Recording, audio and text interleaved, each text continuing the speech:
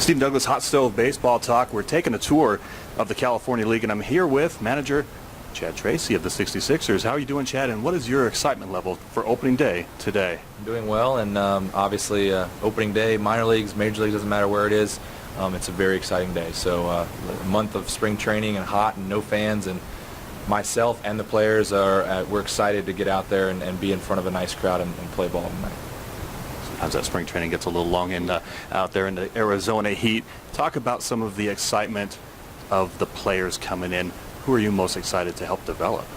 Well, we have quite a few guys. Our team is pretty athletic, all the way around the diamond. We have some unique situations with our pitching. Some guys that were starters with our club last year are now going to be relievers.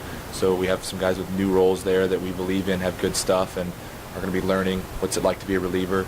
We have some returning players, a couple returning outfielders, Mike Hermosillo and Jared Foster, that are really good athletes. Obviously, Matt Theis is our first-round pick a year ago from Virginia. First baseman, I was a first baseman. I'm excited to work with him. Obviously, he's got a nice career ahead of him. He's a good-looking hitter.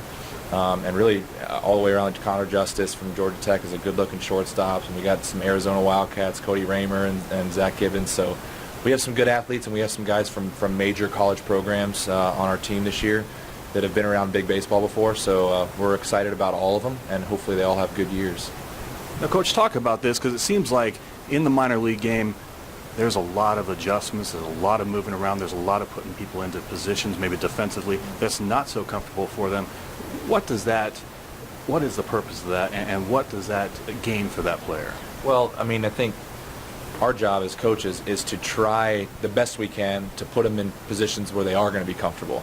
It's kind of a cliche, but it's true. It's like your job as a manager is to put your players in a position that you feel like they're going to have their most success.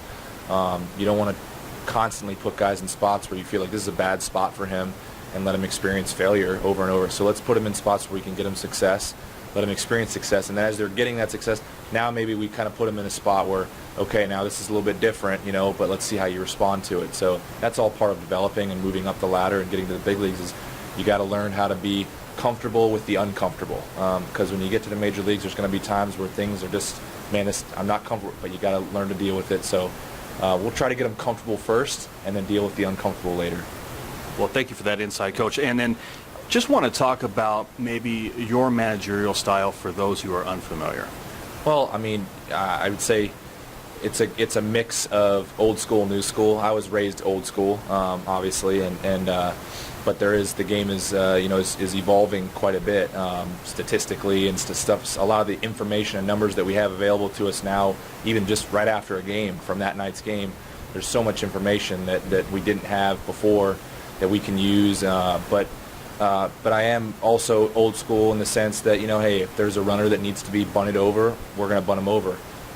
If we want to put a runner in motion, we need you to execute a hit and run, we're going to do it. And that's kind of like an older school baseball. But you know what? We have a manager in the big leagues that likes to do those things. And if they get to the big leagues, any of these guys, and they're asked to bunt, we certainly hope that they've been asked to bunt a little bit in the minor leagues. So we're going to implement all those things. We're going to practice all those things. Because you can't just snap your fingers and have a bunting situation. Sometimes it takes a while for one to present itself, but we'll work on it. And so I guess to answer your question, it's a combination. It's a mixture of a little bit of both. There's nothing easy. There's no easy answers in the game of baseball ever. Coach Tracy, we really appreciate the time. Good luck in the 2017 season. Thank you very much. I appreciate it.